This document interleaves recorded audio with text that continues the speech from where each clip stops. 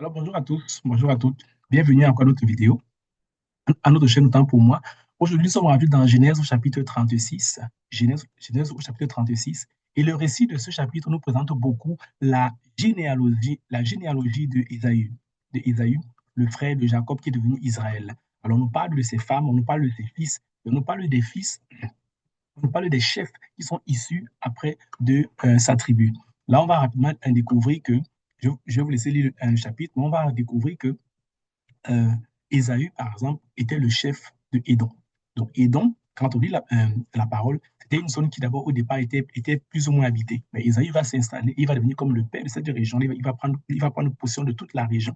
Il aura plusieurs fils, il aura trois épouses, ce sont des Cananéennes. Il faut dire que leur père Isaac n'appréciait pas euh, les Cananéennes, mais bon, Ésaü va quand même prendre les Cananéennes, ça on l'a vu dans les chapitres précédents. Il aura plusieurs fils, et parmi les plusieurs fils, il y a des chefs qui vont naître de sa postérité. Il y a ces deux chefs que moi je veux souligner ici. Il y a les chefs de Corée et le chef Amalek. Vous verrez dans les prochains chapitres, lorsque nous lirons que quelquefois Israël aura à se battre contre les Amalécites. Mais en fait, vous observez que en fait, toute cette bataille est une histoire de famille. Parce que les Amalécites descendent d'Ésaü, qui est lui-même le demi-frère de Jacob, qui est Israël. Et plus tard dans l'histoire, on verra Israël en train de se battre avec les Amalécites, comme si Jacob et son frère étaient en train de se battre. Dans le même chapitre, dans le même chapitre que nous lisons aujourd'hui, la parole nous révèle qu'au bout d'un moment, les richesses de Jacob et d'Ésaü vont être tellement grandes que la contrée ne pourra plus les contenir. À ce moment-là, Ésaü va décider de partir justement dans la région de Édom, où il va s'installer et en devenir le père. Et le chapitre va poursuivre en nous présentant continuellement la généalogie des chefs qui sont succédés au fil des années. Alors, je vous laisse faire la lecture, c'est une bonne lecture. Ça me paraît assez ardu, mais ça nous renseigne sur beaucoup de choses. Qu'est-ce qu'on peut tirer comme leçon? La première chose qu'on peut tirer comme leçon, je vous l'ai dit tantôt, c'est qu'on voit que Ésaü et Jacob, finalement, malgré le fait que Jacob avait volé la richesse de son frère, ils ont quand même vécu ensemble pendant une bonne période de temps avant de se séparer. Et la séparation n'est pas venue d'un conflit, c'est venu du fait qu'il s'est tellement aisé, tellement riche, que la contrée ne suffisait plus pour nourrir, euh, pour nourrir leur bétail. Alors Ésaü va décider de se déplacer pour aller dans le pays d'Édom. Le Seigneur avait promis à Israël qu'il allait lui donner la terre de Canaan.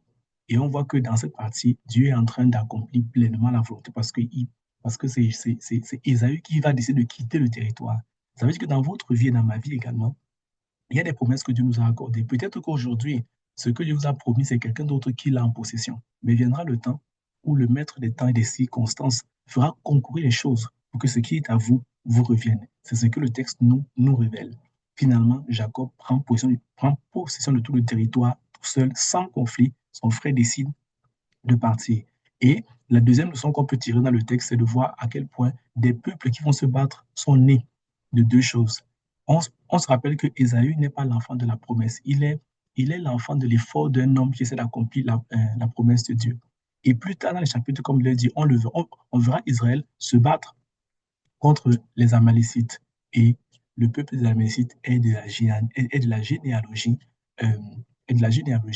euh, d'Ésaü. Même qu'on verra aussi des révoltes. On parle souvent de la révolte de Corée. Mais voyez-vous, dans les textes qu'on vient de lire, on voit le chef de Corée qui est né, qui est sorti de la descendance d'Ésaü. Cela nous prouve à quel point beaucoup de dérapages partent d'abord en premier parce que la volonté parfaite de Dieu n'a pas été respectée. Et lorsque nous avons essayé de faire les choses par nous-mêmes, on se crée des combats qui perdurent sur très longtemps. Donc voilà un peu deux leçons que je veux nous pousser à tirer. Et pour finir même encore, je rappellerai encore, lorsqu'on a lu le texte de Noé, vous avez vu, lorsque Cham a regardé la nudité de son père lui a dit que toi, Cham, qui es le père de Canaan, tu serviras tes frères. C'est à partir de ce moment-là que Canaan est devenu une terre que les autres frères euh, de Cham devaient posséder. Et Abraham, Isaac et Jacob sont les descendants de ces deux autres frères. C'est pour ça que Canaan est toujours assujetti à ces frères-là. Donc, frères et sœurs, vous qui m'écoutez, du moins, travaillons à l'obéissance au Seigneur. Le fait de ne pas lui obéir faire des combats inutiles dont vous et moi, on n'a pas besoin. Et quand le Seigneur nous fait une promesse, même si aujourd'hui, ce qu'il nous a promis semble être dans des mains étrangères, un jour, il fera concourir les choses afin que nous puissions les obtenir. Alors, je vous invite à lire le texte, certainement que le Saint-Esprit vous poussera à discerner d'autres choses encore intéressantes. Mettez-les en commentaire, ça pourrait aider quelqu'un à une prochaine vidéo. Merci.